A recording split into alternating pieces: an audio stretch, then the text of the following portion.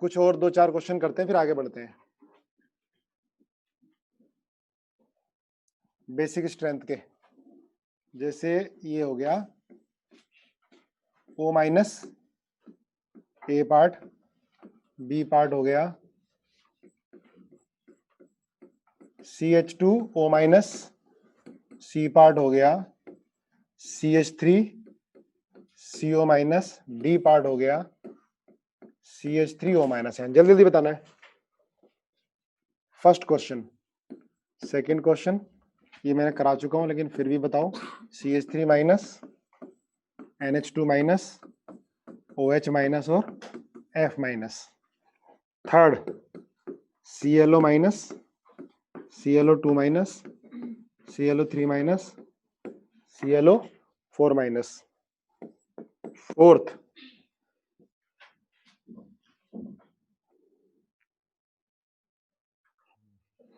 Cl minus, CH3CO minus, CH3O minus, OH minus और NH2 minus. ये सारे basic से क्वेश्चन है जो पूछे जाते हैं काफी। 5 F minus, Cl minus, Br minus और I माइनस। बेसिक कैरेक्टर का order. 6 NH3, PH3, ASH3, SbH3 और BiH3। करो भाई जल्दी, दिमाग लगाओ सारे लोग, सोच समझ क्वेश्चन करो। 7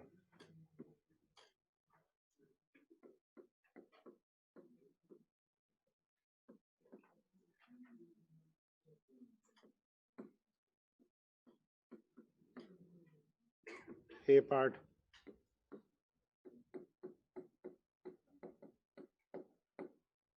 ये CF3, 8 CF3 minus, A part, B part, Cl3 minus.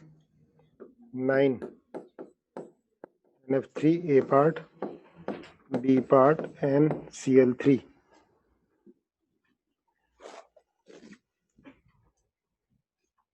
10 OH O minus, A part peroxide ion, B part OH minus. 11 NH2 minus, A part, B part NH minus और NH2।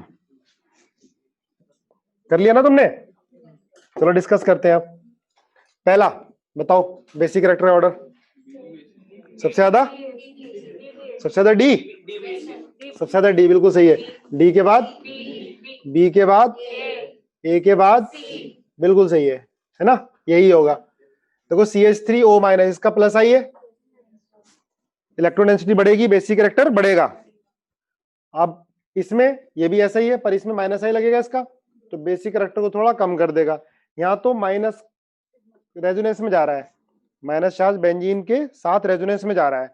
आप कहोगे यहाँ भी तो जा रहा है और यहाँ तो रेजोनेटिंग स्ट्रक्चर ज्यादा है और यहाँ रेजोनेटिंग स्ट्रक्चर कम है, तो इसका कम होना चाहिए। आपने इसका कम क्यों लिखा?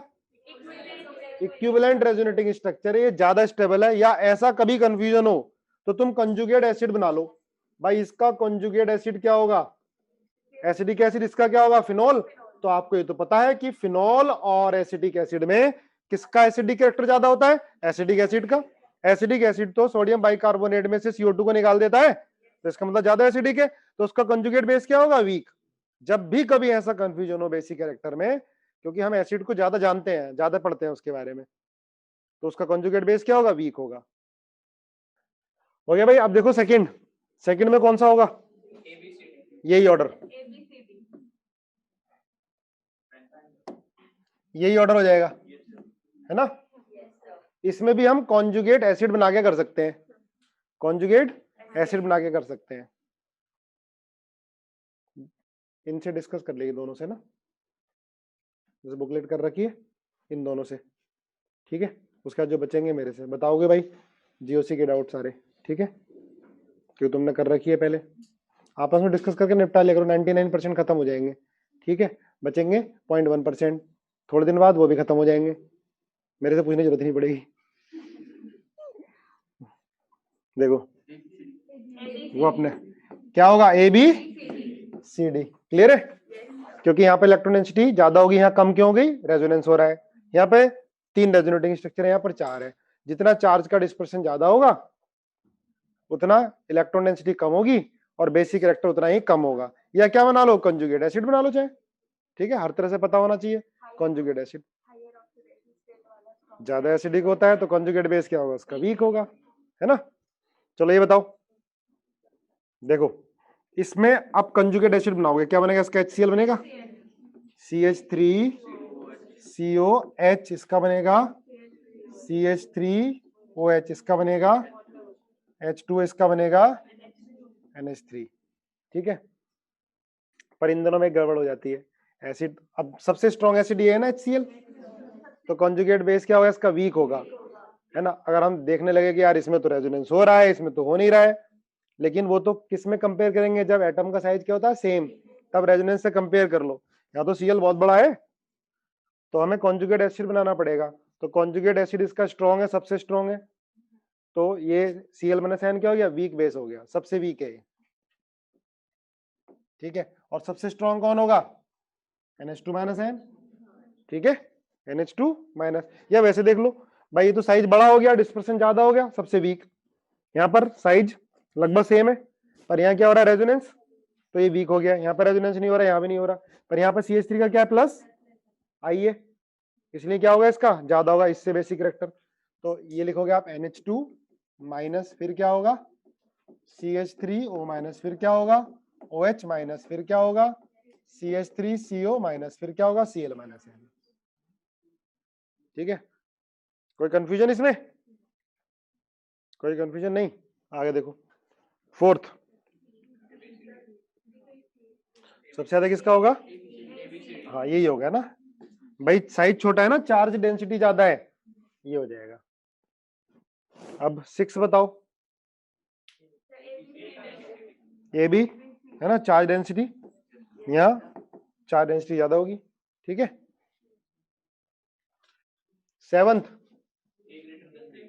देखो ध्यान से भाई, ये तो सेम है ना दोनों में, है ना, तो अब क्या देखोगे, ये जो अटैच है ये अलग है, तो CF3 का क्या होता है, -I और -H, रिवर्स हाइपर कॉन्जुगेशन, तो ये खींचेगा इलेक्ट्रॉन, बेसिक कैरेक्टर को कम कर देगा, ठीक है, तो क्या लिखूं, A ग्रेटर देन B, ठीक है। इसके बाद 8 CF3 और CCl3-, A greater than B, है ना, क्योंकि B कम क्यों हो गया, रीजन बताओ जरा, P पाई D पाई बॉन्डिंग में चला गया। अब ये आ जाओ, इसमें बताओ basic character B greater than A, अब आप कहोगे यहाँ तो आपने P पाई D पाई बॉन्डिंग बता दी, यहाँ नहीं बताई, है ना, पर केमिस्ट्री एक्सेप्शन है, रिजल्ट के बाद चलता है सारा कुछ, इसमें इसका बेसिक कैरेक्टर काफी कम होता है,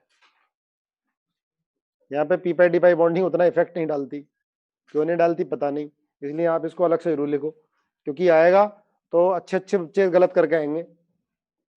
P पाई D पाई बॉन्डिंग हमने पढ़ रखी है, ऊपर वाला P पाई D पाई बॉन्डिंग के अकॉर्डिंग आ रहा है सही, इसका बेसिक कैरेक्टर कम हो गया क्योंकि माइनस चार्ज P पाई D पाई बॉन्डिंग में जा रहा है, अब जा तो लोन पेयर यहाँ भी रहा है, पर यहाँ पर इतना इफेक्ट नहीं डाल रही है, इसलिए दोनों साथ लिखाए थे, एक्सेप्शन की तरह लिख लो, इसमें P पाई D पाई बॉन्डिंग से इतना फर्क नहीं पड़ रहा, ज्यादा F की इलेक्ट्रोनेगेटिविटी है, इसका बेसिक कैरेक्टर काफी कम होता है, एक बार इनऑर्गेनिक केमिस्ट्री में भी पढ़ोगे, आएगा ये, कहाँ से बात आ रही है, हाँ बताओ इसका सोच समझ के, इसका B ग्रेटर देन A का कम क्यों हो गया, कम क्यों हो गया A का, हाँ बता, A का कम क्यों है,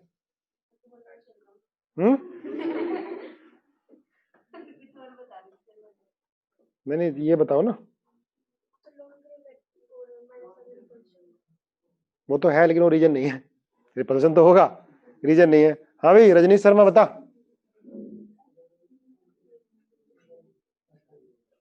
बताओ यार, इसका ज्यादा है इसका कम है, ये आपने बताया, चलो मैंने मान लिया बी ग्रेटर देन ए, तो ए का कम क्यों है? प्लस आई से तो बढ़ना चाहिए। कुछ भी बताओगे यार, क्योंकि सर इलेक्ट्रोनेगेटिविटी सही बोल रहा है, ओ एच का माइनस आई लगेगा इस पर, ओ एच का माइनस आई लगेगा इस पर, समझे? इसलिए बेसिक कैरेक्टर कम हो जाएगा इसका। ये पेरोक्साइड आयन है, ये हाइड्रोक्साइड आयन है, इतनी सी बात है। मन में आ रही थी, बोल नहीं पा रहे होगे, है ना? पता होगा, बोल नहीं पा रहे होगे। चलो, ऐसे एग्जाम में होता, पता होता है पर ऑप्शन नहीं लगा पाते। अब इसमें बताओ, ऐसा तो बता ही दोगे, रीजन बताइए, ए ग्रेटर देन बी। ये जो आज कराए ना सारे बेसिक वाले हैं, जो जनरली आते हैं मेडिकल जेई में इसमें, और गलत हो जाते हैं। चलो बहुत हो गया, अब बेसिक कैरेक्टर के एग्जाम्पल।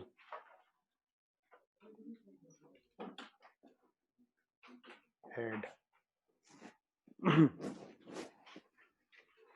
अब हैंड डालो इंटरमीडिएट्स, वैसे हमने पढ़ रखे हैं पर स्पीड से हम एक बार इंटरमीडिएट खींच देते हैं, है ना? इंटरमीडिएट्स, रिएक्शन इंटरमीडिएट्स, उसके बाद न्यूक्लियोफिलिसिटी का याद दिलाओगे, कभी मिस हो जाए, है ना? रिएक्शन इंटरमीडिएट्स लिखो, reaction intermediates, reaction intermediates.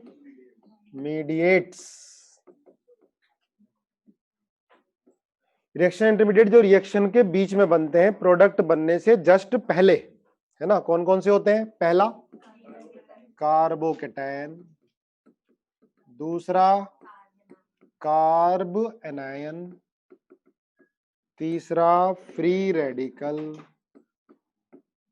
10 minute में खत्म कर लेंगे इसको, चौथा कार्बीन, पांचवा नाइट्रीन, छठा बेंजाइन। ठीक है, लिख लो जल्दी। ये कार्बोकेटायन है, ये कब तक ये कराते रहेगा, कुछ डिफरेंट कर लो, एक साथ कुछ लिस्ट बना लो, ये कब तक एक देसी मामला चलेगा?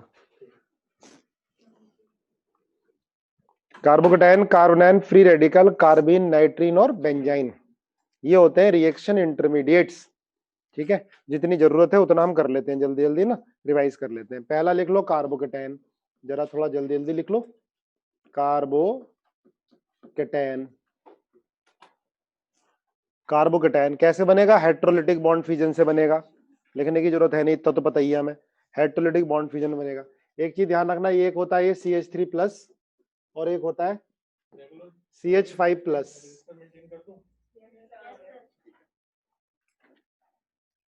ठीक है, एक CH3+, एक CH5+।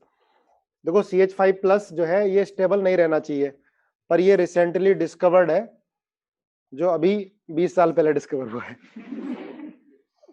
CH5+, है ना? हाई टेम्परेचर पर ये एग्जिस्ट कर जाता है। ठीक है, CH5+, इसको बोलते हैं कार्बोनियम। हम सभी को कार्बोनियम बोलते हैं ना, पर वो हम गलत बोलते हैं, ये होता है कार्बोनियम, कार्बोनियम, बाई चांस आ जाए ध्यान रखना, इसको बोलते हैं कार्बोनियम। जिसमें वैलेंसी कम है, भाई कार्बन की वैलेंसी 4 है, 4 से कम है, उसको बोलते हैं कार्बीनियम। इसके क्या बोलेंगे? कार्बीनियम, इसको कार्बीनियम बोलते हैं, समझ गए? वैसे सभी को कार्बोनियम बोल देते हैं ना, मैं अभी तक बोलता आ रहा हूं, लेकिन स्पेसिफाई कर दे, ध्यान रखना कि कार्बोनियम कौन होगा इसमें। CH5+ है, CH3+ है, तो CH5+ होगा। ठीक है,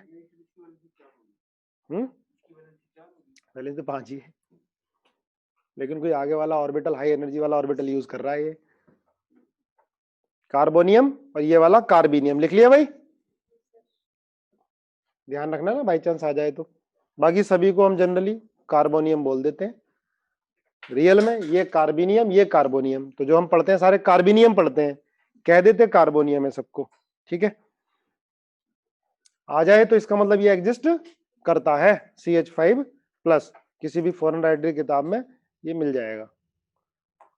अब हमें पढ़ने तो यही है ज्यादातर। CH3+ क्या होता है? इलेक्ट्रोफाइल होता है, इलेक्ट्रोफाइल की तरह बिहेव करता है। ठीक है, कितने इलेक्ट्रॉन है इसके अंदर? 6 इलेक्ट्रॉन है। हाइब्रिडेशन क्या होती है इसकी? sp2 होती है। शेप क्या होती है? ट्रायगोनल प्लेनर होती है। ऐसे स्ट्रक्चर बनता है इसका, ये स्ट्रक्चर होता है।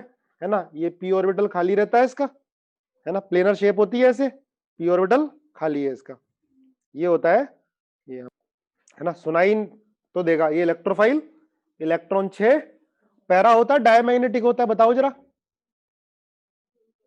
पैरा होता है डाया होता है, ये डाया होता है, अब पैरा होता है, डायमैग्नेटिक ही होता है यार, तुम्हें सबको पता है। देखो पैरा, ये रजनीश पैरा लिख रहा है, तू तो बोल ही मत कुछ भी। आप देखो इसका इलेक्ट्रॉनिक कॉन्फ़िगरेशन लिखो, है ना, सबको पता है, लेकिन फिर भी पता नहीं क्या, 1s2 2s2 और क्या लिखूं 2p, अरे बताओ यार, कार्बन का इलेक्ट्रॉनिक कॉन्फ़िगरेशन नहीं बता सकते तुम, 2px 1 2py 1 2pz 0, यही तो होगा। अब एक इलेक्ट्रॉन निकल गया, एक इलेक्ट्रॉन निकल, अच्छा इसकी हाइब्रिडेशन क्या है बताओ, sp2 है CH3 प्लस की sp2, चलो सिंपल, आप हाइब्रिडेशन मत लगाओ, ऐसे लगा लो चाहे, ये कार्बन में इलेक्ट्रॉन एक इसके अंदर है और एक आपके पी के अंदर है, ठीक है, और हाइड्रोजन में क्या है, 3 इलेक्ट्रॉन है, ठीक है, 3 इलेक्ट्रॉन है, एक इलेक्ट्रॉन यहां चला गया इसका, एक इलेक्ट्रॉन यहां चला गया इसका, या आप ऐसा करो ना, पहले इलेक्ट्रॉन निकाल दो, तो यहां पर क्या हो, ये खत्म हो जाएगा, ये खत्म हो जाएगा, ठीक है ना, तो 2 अनपेयर्ड बचेंगे, ठीक है ना, तो पैरा हो गया डाया हो गया, क्या हो गया, पैरा नहीं है, डायमैग्नेटिक ही है ना, ये 2 अनपेयर्ड इलेक्ट्रॉन है ना, CH3 प्लस है, एक हमने यहाँ प्लस नहीं लगाया, आप H में एक इलेक्ट्रॉन निकाल दो, तो 2 ही तो बचे, 2 इसके साथ क्या कर लेंगे, पेयर कर लेंगे, क्या होगा, डायमैग्नेटिक, पैरा नहीं होता है, क्या होता है, डायमैग्नेटिक होता है, एक p ऑर्बिटल पूरा खाली बच जाता है, एक p ऑर्बिटल पूरा खाली, ये दोनों पेयर हो जाएंगे, एक p क्या हो जाएगा, खाली, ठीक है।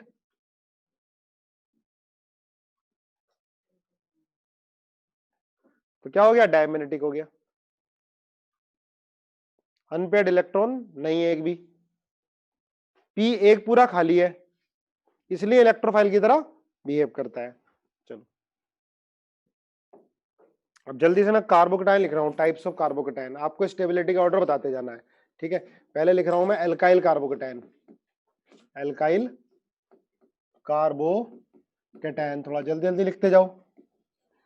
पहला CH3 plus A part, B part CH2 plus CH3, आपको स्टेबिलिटी का ऑर्डर बताना है, पहले भी कर चुके हैं हम, लेकिन फिर करो दोबारा, CH3, D part C plus CH3 CH3 CH3, E part CH2 CH plus, F part ये प्लस F पार्ट ये हो गया, तो जल्दी बताओ फटाफट स्टेबिलिटी का ऑर्डर, सबसे ज्यादा D C B A E और F, ये ऑर्डर आ जाएगा, है ना। देखो डबल बॉन्ड कार्बन पर पॉजिटिव चार्ज बहुत ज्यादा अनस्टेबल है, तो डबल बॉन्ड पॉजिटिव चार्ज तो यहां भी है, क्या बोलते हैं इसको, विनाइल कार्बोकेटायन, इसको बोलते हैं विनाइल, पर यहाँ पर sp हाइब्रिडेशन आएगी तो स्ट्रेन बहुत ज्यादा हो जाएगा, तो ये बहुत ज्यादा अनस्टेबल होता है, ठीक है, फिनाइल कार्बोकेटायन और ज्यादा अनस्टेबल हो जाता है, पता ही हमने पहले पढ़ लिया है, इनको बोलते हैं एल्काइल कार्बोकेटायन। सेकंड लिखो allyl carbocation, allyl carbocation, allyl क्या होंगे बेटा, ये CH2 plus CH double bond CH2, B part CH plus CH double bond CH2 और CH3, C part C plus CH3 CH3 CH double bond CH2, ठीक है। बताओ इसमें स्टेबिलिटी का ऑर्डर, देखो ये वाले कार्बोकेटायन ऊपर वालों से ज्यादा स्टेबल होंगे, ये वाले कार्बोकेटायन ऊपर वालों से ज्यादा स्टेबल होंगे, होंगे नहीं होंगे, क्योंकि इनमें क्या है, रेजोनेंस, ये है allyl carbocation, double bond carbon से अटैच कार्बन को बोलते हैं एलाइल, तो क्या ऑर्डर हो जाएगा भाई इसका, सी बी फिर ए, ये ऑर्डर हो जाएगा, चलो नोट कर लो, क्योंकि इसके अंदर हाइपर कंजुगेशन भी है, जिस कार्बन पे पॉजिटिव है ये भी अल्फा, ये भी अल्फा, 6 अल्फा हाइड्रोजन है, यहाँ 3 है, यहाँ एक भी नहीं है पर रेजोनेंस हो रहा है। एल्काइल के बाद लिखो बेंजाइल, बेंजाइल कार्बोकैटायन।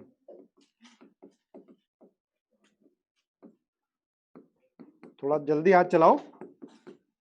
CH2+, ये हम सब कर चुके हैं पहले से, कोई नई चीज नहीं करा रहा मैं आपको।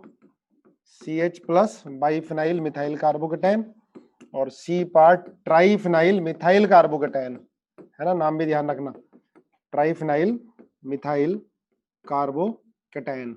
बताओ ज्यादा स्टेबल कौन होगा? सबसे ज्यादा C के बाद B के बाद A। एक एक्सेप्शन लिख लेना,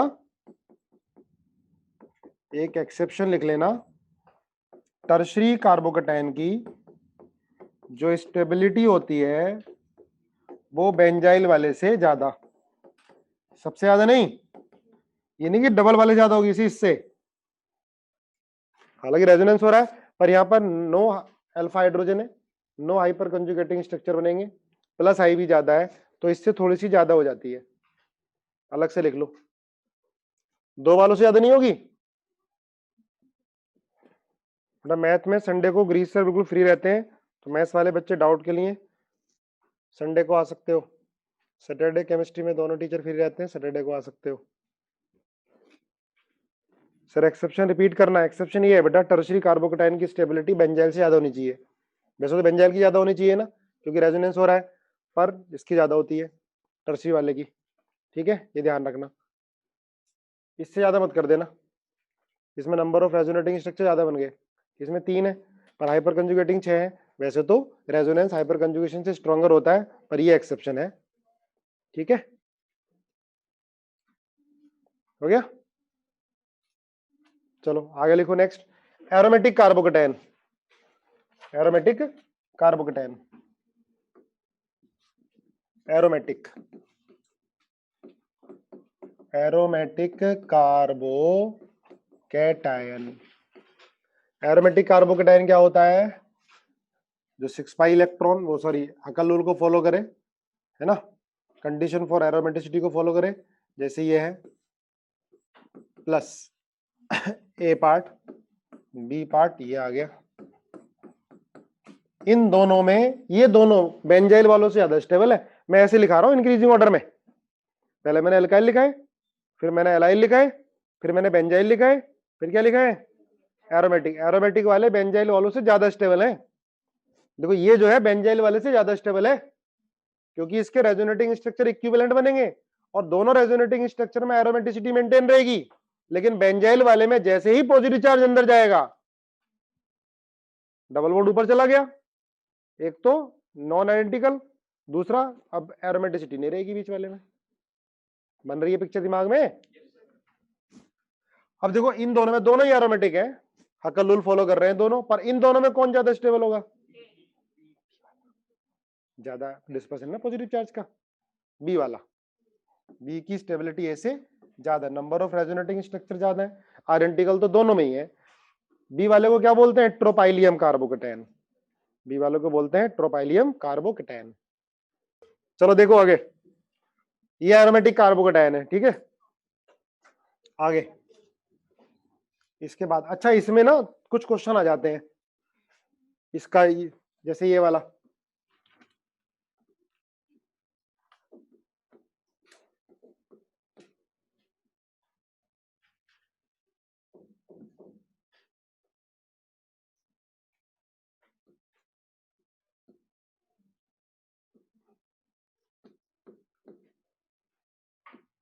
ये ए पार्ट बोल दिया, ये बी पार्ट,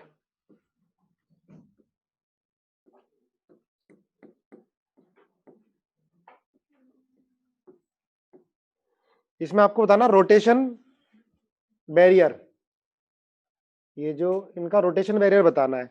रोटेशन बैरियर मतलब जिसमें आसानी से रोटेट ना हो सके, इसका मतलब उसमें बैरियर ज्यादा है, तो रोटेशन बैरियर।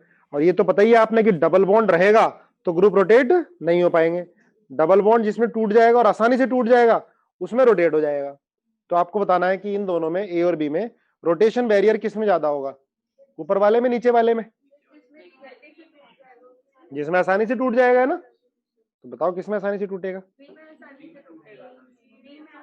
बी में। आप दोनों तरफ बॉन्ड को तोड़ के देखो। जैसे मान लिया इसको मैंने ऐसे तोड़ दिया, यहाँ क्या आएगा माइनस और यहाँ क्या आएगा प्लस। तोड़ दिया? हाँ भाई ऑनलाइन वालों, तो यहाँ माइनस यहाँ प्लस आ गया, तो यहाँ माइनस आने के बाद ये क्या बन गया एरोमेटिक, और ये भी क्या बन गया एरोमेटिक। तो इसका मतलब डबल बॉन्ड नहीं रहने का, सिंगल बॉन्ड ही रहेगा। ये क्वासी एरोमेटिक हो गया, ये सिंगल बॉन्ड ही रहेगा, ये चार्ज की फॉर्म में ही रहेगा क्योंकि एरोमेटिक कैरेक्टर बन रहा है। तो डबल बॉन्ड इसमें रहेगा ही नहीं, सिंगल बॉन्ड रहेगा। तो सिंगल बॉन्ड के अराउंड रोटेशन क्या होता है फ्री, तो रोटेट करते रहेंगे। लेकिन यहाँ पर आप इधर तोड़ा आपने, तो यहाँ माइनस, अच्छा ये भी तो है यार प्लस, ये भी एरोमेटिक बन रहा है दोनों ही। अब दोनों में रोटेशन होगा। एक और सी ले लेते हैं कुछ अलग सा जिसमें ना बने, जिसमें इधर तोड़ोगे और इधर तोड़ोगे उल्टा हो जाए। तो हम कर देते हैं इसको तो बनाते हैं ऐसे, ठीक है। इसको हाँ दोनों तरफ एक ही बना देते हैं, ये है ना, ये है ना भाई। अगर आप इसको ऐसे तोड़ोगे तो यहाँ माइनस और यहाँ पर क्या आएगा प्लस, तो ये एरोमेटिक है ये एंटी एरोमेटिक है, तो एंटी एरोमेटिक नहीं बनना चाहेगा, तो स्टेबिलिटी क्या होगी इसकी कम होगी। तो इसमें रोटेशन बैरियर सबसे ज्यादा, इन दोनों में आसानी से रोटेशन हो जाएगा। अब इन दोनों में कंपैरिजन करना है, तो ये तो देखो सेम बन रहा है, यहाँ पर ये वाला ज्यादा स्टेबल है, ये इससे थोड़ा सा कम है। तो रोटेशन बैरियर सबसे कम किसमें होगा ए में, फिर किसमें होगा बी में, और सी में सबसे ज्यादा होगा। बॉन्ड को तोड़ के बताना है, ठीक है। ए में रोटेशन बैरियर ज्यादा नहीं, रोटेशन बैरियर सबसे कम होगा, आसानी से रोटेशन होगा, क्योंकि यहाँ पर ये पॉजिटिव चार्ज जो आ रहा है ना ट्रोपाइलियम कार्बोकेटाइन, इससे ज्यादा स्टेबल, अभी तो पढ़ा है हमने देखो, ठीक है भाई क्लियर है। एरोमेटिक के बाद लिखो cyclopropyl methyl carbocation. Next cyclopropyl methyl carbocation, cyclopropyl methyl carbocation, cyclopropyl methyl carbocation, cyclopropyl methyl carbocation. देखो इनकी स्टेबिलिटी पीछे वालों से सबसे ज्यादा है, ये ए पार्ट हो गया, B part. Cyclopropyl methyl carbocation की स्टेबिलिटी बाकी वालों से ज्यादा है, सी पार्ट।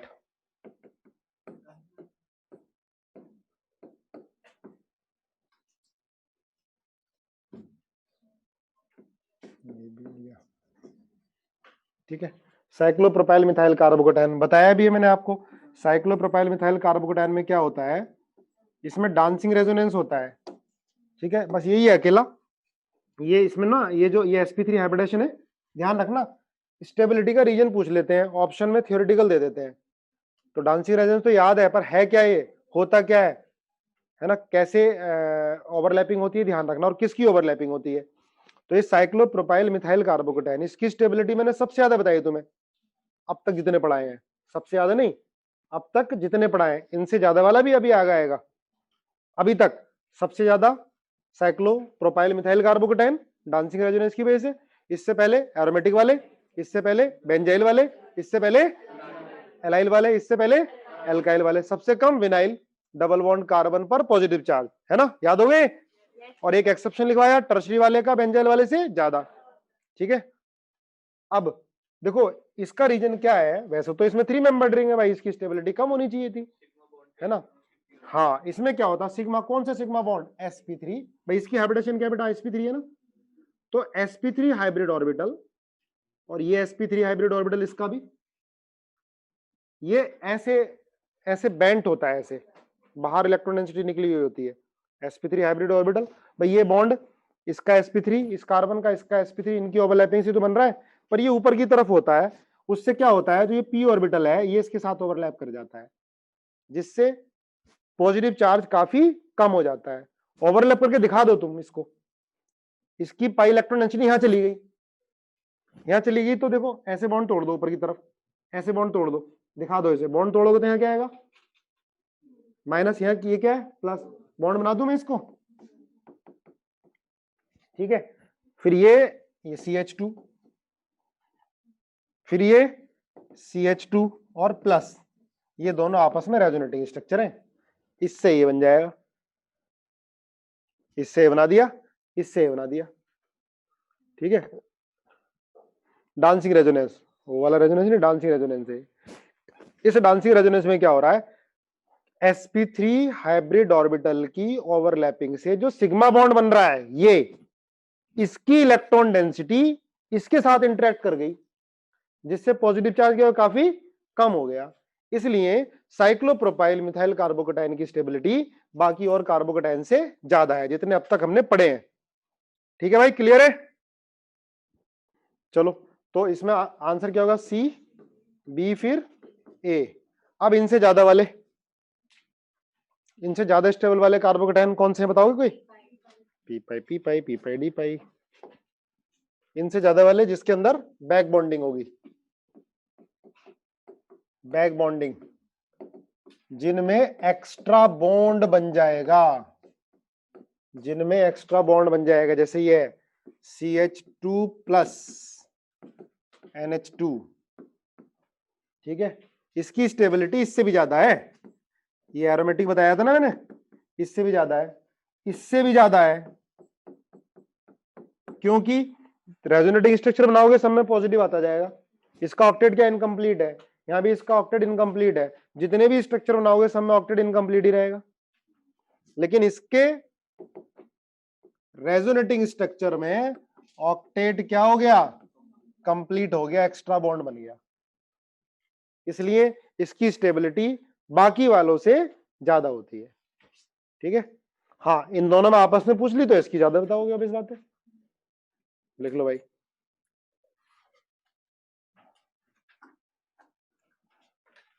अब इनमें कंपेयर कर लिया, A part CH2 plus F, B part CH2 plus Cl, इन दोनों में किसकी ज्यादा होगी, ऊपर वाले की नीचे वाले की, ऊपर वाले की ज्यादा होगी, A ग्रेटर देन B, क्योंकि पी पाई बॉन्डिंग क्या होगी, थोड़ी इफेक्टिव हो जाएगी, ठीक है ना, A ग्रेटर देन B आ जाएगा। क्लियर है? इसमें जरा कंपेयर करके बताओ मुझे, CH2 plus NH2, B part हो जाएगा CH2 प्लस OH, और C part CH2 plus F। इन तीनों में बताओ स्टेबिलिटी का ऑर्डर, जल्दी लिखो भाई ऑनलाइन वालों, क्या होगा, सबसे ज्यादा A के बाद B के बाद C, A B C, A greater than B greater than C। चलो आगे बढ़े,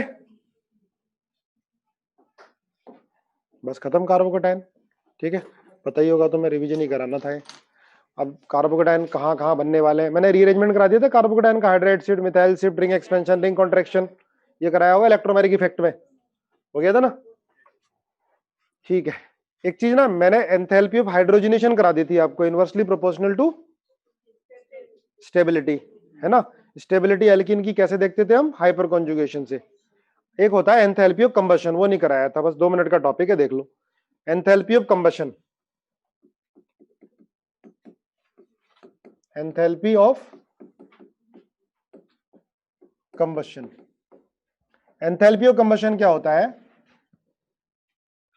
किसी भी हाइड्रोकार्बन को कंप्लीटली बर्न करने में जो हीट रिलीज हो रही है उसको क्या बोलेंगे, एंथैल्पी ऑफ कंबशन, है ना। बताओ किन किन पे डिपेंड करता है एंथैल्पी ऑफ कंबशन, हाइड्रोकार्बन की बात करते हैं, मॉलिक्यूलर मास, पहला मॉलिक्यूलर मास, जिसका मॉलिक्यूलर मास ज्यादा होगा उसका एंथैल्पी ऑफ कंबशन ज्यादा होगा, पहली चीज। ठीक है, दूसरा, मान लिया मॉलिक्यूलर मास सेम है तो किस पे डिपेंड करेगा, स्टेबिलिटी, स्टेबिलिटी पे डिपेंड करेगा, स्टेबिलिटी। तो मैं क्या लिखूं, enthalpy of combustion, enthalpy of combustion EOC, enthalpy of combustion directly proportional to molecular mass और इनवर्सली प्रोपोर्शनल टू स्टेबिलिटी, लिख सकता हूं ना भाई। स्टेबिलिटी ज्यादा होगी तो हीट कम रिलीज होगी, कंबशन आसानी से नहीं होगा। Enthalpy of combustion inversely proportional to stability, ठीक बात है, लिख लो शॉर्ट में, 2-3 एग्जाम्पल कर लेते हैं, पक्का हो जाएगा। चलो भी देखो आगे, लिख लिया, अब एग्जाम्पल कर लेते हैं। पहला 3 A part, B part, 4 carbon कर दो, सी पार्ट 5 कार्बन कर दो, ठीक है। दूसरा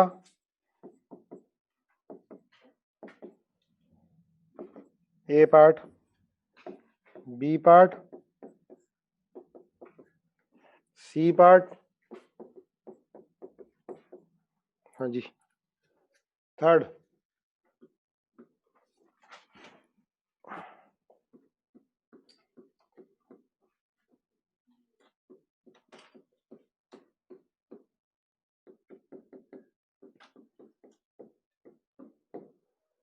ए पार्ट,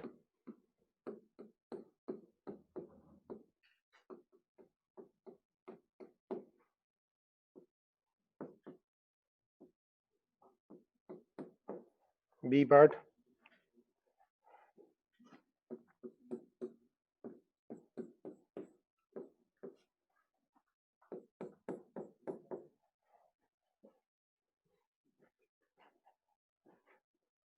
लिख लिया। देखो पहला ए बी सी में सी बी ए, सी बी और ए, ये होगा। इसके बाद सेकंड ए बी सी, क्यों? स्टेबिलिटी, जैसे ब्रांचिंग बढ़ती है ना, स्टेबिलिटी बढ़ती है। ब्रांचिंग बढ़ने से स्टेबिलिटी बढ़ती है, इसकी स्टेबिलिटी ज्यादा, ठीक है। ए बी, हाँ एंथैल्पी कंबशन बताना ना, तो एबीसी स्टेबिलिटी सी की ज्यादा है, ब्रांचिंग बढ़ने से स्टेबिलिटी बढ़ती है।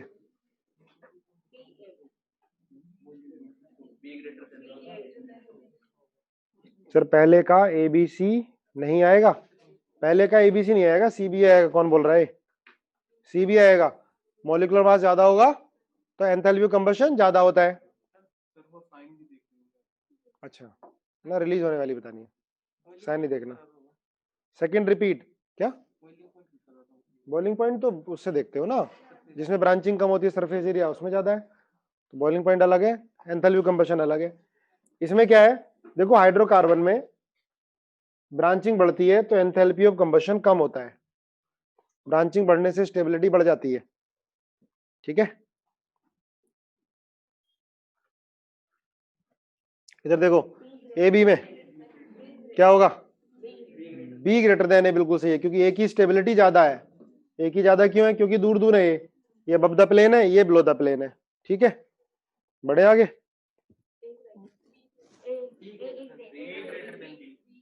सिस ट्रांस में, ट्रांस की स्टेबिलिटी ज्यादा होती है तो एंथैल्पी ऑफ कंबशन कम हो। अच्छा हाँ ठीक है, कौन सा वाला? हाँ ए और बी में, देखो ए बी में बी ग्रेटर देन ए होगा, लेकिन सुनना ध्यान से, अगर पूछता है कि एंथैल्पी ऑफ कंबशन पर CH2, तब एक ही ज्यादा हो जाएगी। समझे बात? एंथैल्पी ऑफ कंबशन पूरे को जलाने में तो इसी में ज्यादा रिलीज होगा, 6 कार्बन जलाने में इसी में ज्यादा रिलीज होगी, 6 कार्बन है, इसमें क्या है 3 कार्बन है, ठीक है। तो इसमें क्या है, अगर पर CH2 पूछता तो ये आंसर आ जाता।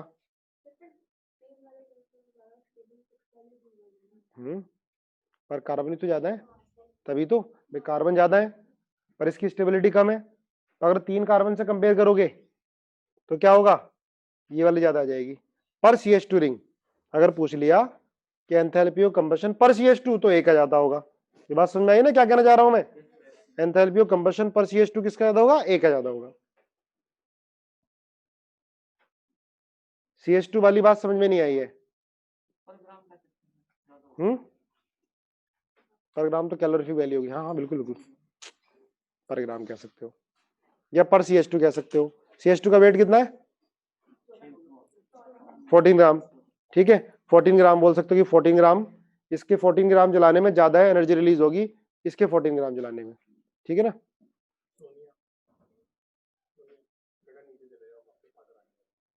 बढ़े आगे, चलो ये हो गया एंथैल्पी ऑफ कंबशन। इसके बाद नेक्स्ट टॉपिक हेडिंग डालते हैं, नेक्स्ट टॉपिक कार्बन, कार्बन, ठीक है, कार्बन।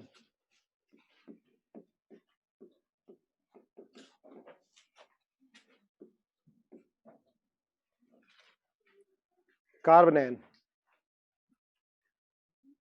ये ऑक्टेन नंबर क्या होता है? ऑक्टेन नंबर क्या होता है? देखो, इससे हम फ्यूल की एफिशिएंसी चेक करते हैं ऑक्टेन नंबर से। Percentage of isooctane in fuel, percentage of isooctane, petrol की percentage of isooctane in fuel. Isooctane क्या होता है?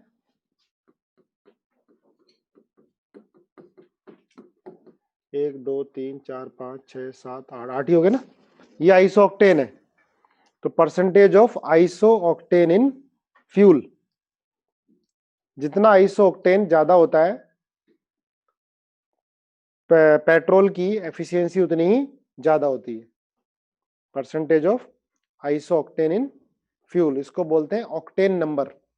जितना ऑक्टेन नंबर ज्यादा होगा, सर रेजोनेंस एनर्जी पर, जितना ऑक्टेन नंबर ज्यादा होगा पेट्रोल की एफिशिएंसी उतनी ज्यादा होगी, उतना अच्छा कंबशन होगा, उतना नॉकिंग कम होती है इंजन में। इंजन में नॉकिंग उतनी कम होती है। पेट्रोल नॉकिंग कम होती है। जितना आइसो ऑक्टेन की परसेंटेज ज्यादा होगी फ्यूल के अंदर, पेट्रोल के अंदर, उतनी इंजन में नॉकिंग कम होती है। इसका मतलब कंबशन क्या होता है? इजी होता है। पहले आता था, अब नहीं है सिलेबस में। अब जो पूछ रहा है ना भाई जुबिन, अब नहीं है। पहले था ये, अब नहीं है। ऑक्टेन नंबर, सिटेन नंबर, अब नहीं है। अब करने की जरूरत भी नहीं है। आइसो ऑक्टेन ध्यान रखो, ये होता है इसका। सर इग्नोर मत करो, टाइपिंग में मेहनत लगती है। क्या लिखा है तूने? पढ़ लेता हूँ भाई। सर रेजोनेंस पर बेंजीन रिंग किसकी ज्यादा होती है? Benzene, naphthalene, anthracene, phenanthrene, all of दीजिए। तो मैंने बताया, बताया नहीं बताया? कुछ भी टाइप करेगा जबरदस्ती, तुझे ही पता है, तू नॉलेज याद दिखा रहा है कि मुझे पता है। ये मैंने कराया हुआ है।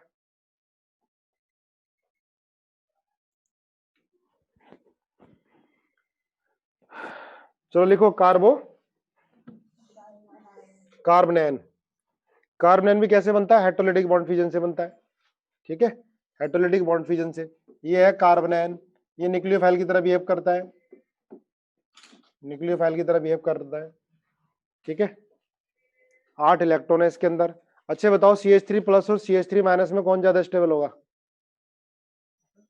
CH3 प्लस और CH3 माइनस, क्योंकि CH3 प्लस का ऑक्टेट क्या इनकम्प्लीट है। तो ये कार्बन आयन है, free radical, sorry carbon ion है, न्यूक्लियोफाइल की तरह बिहेव करेगा, है ना। It behave as a nucleophile. Electron कितने हैं इसके अंदर?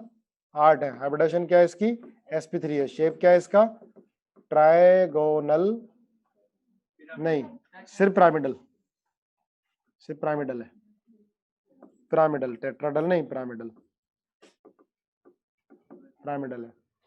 ठीक है, इसमें एक साथ ही लिख देते हैं stability. CH3 minus A part, B part, CH2 minus CH3, C part, CH minus CH3 CH3, D part, C minus CH3 CH3 CH3, E part, C H2 CH minus, F part, CH triple bond C minus. ठीक है, जल्दी से बताओ क्या होगा? सबसे ज्यादा F होगा, फिर E होगा, फिर A होगा, फिर B, फिर C, है ना, फिर D होगा। देखो यहाँ पर sp2 कार्बन पर माइनस चार्ज है, यहाँ sp कार्बन पर है। इलेक्ट्रोनेगेटिव एटम पर माइनस चार्ज स्टेबल होता है और पॉजिटिव अनस्टेबल होता है। यहाँ सब में हाइब्रिडेशन sp3 है, इन सब में। तो हम किससे देख लेंगे? प्लस आई से, प्लस आई से देख लेंगे। प्लस आई ज्यादा होगा तो माइनस चार्ज बढ़ेगा। हाइपर कंजुगेशन से देखोगे क्या? इसमें हाइपर कंजुगेशन कितने हैं? लगेगा क्या हाइपर कंजुगेशन? नहीं लगेगा, नहीं लगेगा यार, मैंने सब क्वेश्चन भी कराए हैं। हाइपर कंजुगेशन किस में लगेगा, किस में नहीं लगेगा। मैंने क्वेश्चन आपको स्कोप नहीं छोड़ा कि कोई क्वेश्चन बाहर से आए। हाइपर कंजुगेशन में सारे ही करा दिए, तभी कह रहा हूं नोट्स पढ़ के काम चल जाएगा। हो गया? लिख लिया? पहले भी करा था हमने ये, तो इसके बाद सेकंड वाले लिख लो। ये A part,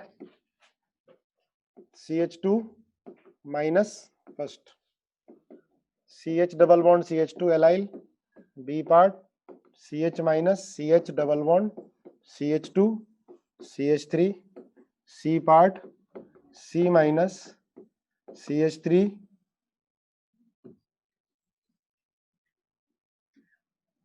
CH C minus CH3 CH3 और CH डबल बॉन्ड CH2, है ना। कर ही दोगे तुरंत, क्या होगा ABC, ABC। देखो रेजोनेंस तो सब में हो रहा है, लेकिन यहाँ पर क्या है माइनस, इसमें भी रेजोनेंस है, इसमें भी रेजोनेंस है, इसमें भी रेजोनेंस है, और दोनों CH3 क्या कर रहे हैं, प्लस आई, माइनस चार्ज को बढ़ा रहे हैं, स्टेबिलिटी कम हो रही है। ठीक है, second A part, B part, C part,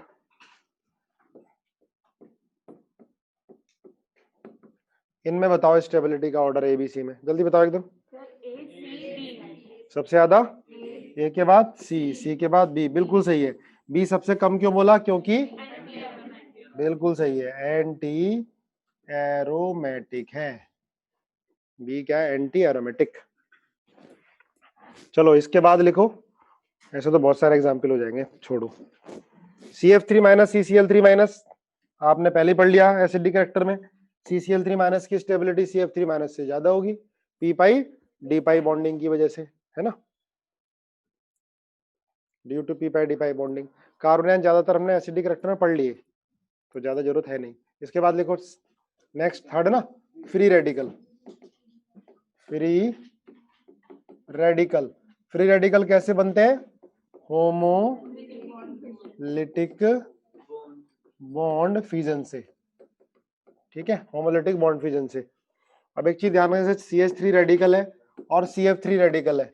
देखो जनरली जो नॉर्मल फ्री रेडिकल होते हैं sp2 हाइब्रिडाइज होते हैं, और क्या होते हैं, प्लेनर होते हैं, है ना। और CF3 रेडिकल क्या होता है, sp3 हाइब्रिडाइज और पिरामिडल होता है, बस, ज्यादा बाकी ध्यान रखने की जरूरत नहीं है, पिरामिडल होता है CF3 रेडिकल। अब एक बार में पहले भी लिखा है मैंने, फिर बता देता हूं आपको स्टेबिलिटी का ऑर्डर। सबसे ज्यादा स्टेबिलिटी किसकी होगी भाई, बेंजाइल फ्री रेडिकल की, लगभग बराबर एलाइल फ्री रेडिकल की। इसके बाद किसकी होगी, टर्शरी फ्री रेडिकल की। इसके बाद फिर किसकी होगी, सेकेंडरी फ्री रेडिकल की, CH3 CH CH3। इसके बाद फिर किसकी होगी, इसकी, फिर CH3 की, फिर डबल बॉन्ड कार्बन रेडिकल, फिर इसकी, ये है ना, पहले भी किया था, याद कर लो। बेंजाइल फ्री रेडिकल लगभग बराबर एलाइल फ्री रेडिकल, फिर टर्शरी, फिर सेकेंडरी, फिर प्राइमरी, फिर मिथाइल, फिर विनाइल, फिर ये फिनाइल फ्री रेडिकल।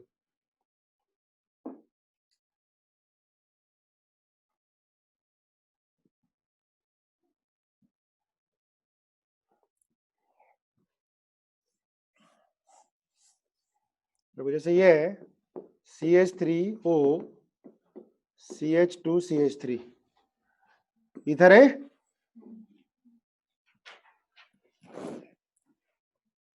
हम बोलते हैं जो ईथर होते हैं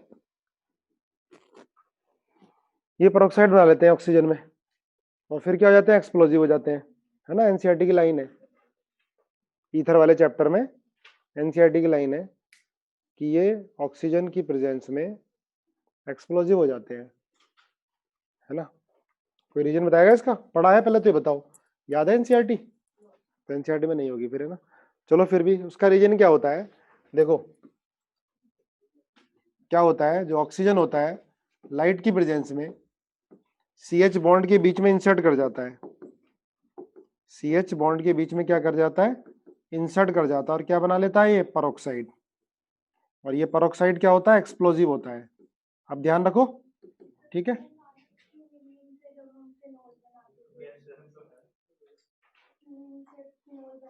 हाँ उसमें ऑक्सीजन इंसर्ट करता था CH बॉन्ड में, हाँ वही है, बिल्कुल ये तुमने पढ़ा होगा CH3 CH3H, है ना, ये क्यूमीन होता है ना, इसमें O2 एरियल ऑक्सीडेशन करते थे हम H न्यू, तो ऑक्सीजन घुस जाता था इसके बीच में, CH3 ये तो पढ़ा है, ये सबने पढ़ा होगा, प्रिपरेशन ऑफ फिनॉल में पढ़ा है नहीं पढ़ा है। तो रिएक्शन ये फ्री रेडिकल होती है, ऑक्सीजन लाइट की प्रेजेंस में घुस जाएगा। अब देखो इसी में क्यों घुसा, अभी क्वेश्चन आ गया ना, आ गया भाई CH बॉन्ड तो यहाँ भी है, CH बॉन्ड तो यहाँ भी है, तो आप इसी में क्यों घुसेड़ रहे हो CH बॉन्ड में, यहाँ भी तो CH बॉन्ड है, तो क्या बोलोगे, ये वाला फ्री रेडिकल ज्यादा स्टेबल है, यहाँ जो C रेडिकल बनेगा वो ज्यादा स्टेबल है। क्यों ज्यादा स्टेबल है, बेंजीन में रेजोनेंस में जा रहा है ना। ये बन गया क्यूमीन हाइपर पेरोक्साइड बोलते हैं, ये क्यूमीन है ना, क्यों भाई पता है ना सबको, क्यूमीन है, एनसीईआरटी में है। Cumene used in preparation of phenol, हाँ प्रिपरेशन ऑफ फिनॉल में यूज होता है। देखो ये क्यूमीन हाइपर पेरोक्साइड है ना, स्टेबल होता है, एक्सप्लोजिव होता है ये भी। अब देखो यही वाला CH बॉन्ड क्यों हटा, ये भी तो हटना चाहिए था। इसका मतलब फ्री रेडिकल अगर एडजेसेंट है ऐसे एटम पे जिसमें लोन पेयर है, जैसे नाइट्रोजन, जैसे फ्लोरीन, जैसे ऑक्सीजन, वो भी ज्यादा स्टेबल होता है। अगर फ्री रेडिकल किसी ऐसे एटम से अटैच है जिसमें लोन पेयर है, तो वो भी क्या होता है, ज्यादा स्टेबल होता है। तो O2 यहां भी तो इंसर्ट कर देना चाहिए था, पर यहां इंसर्ट क्यों करता है, क्योंकि यहां जो रेडिकल बन रहा होगा, CH बॉन्ड टूट के ऑक्सीजन बीच में घुस रहा होगा, तो जो CH बॉन्ड टूटने में रेडिकल बन रहा है वो यहां बनेगा, और ये क्या होगा, ज्यादा स्टेबल होगा, लोन पेयर के बगल में। इसे नोट कर लो, ये क्यूमीन हाइपर पेरोक्साइड है। क्वेश्चन क्या आता है कि ईथर जो होते हैं वो लाइट की प्रेजेंस में ऐसे कंपाउंड बना लेते हैं जो एक्सप्लोजिव होते हैं, तो वो कंपाउंड कौन सा होता है, ये पेरोक्साइड बन जाता है। ठीक है।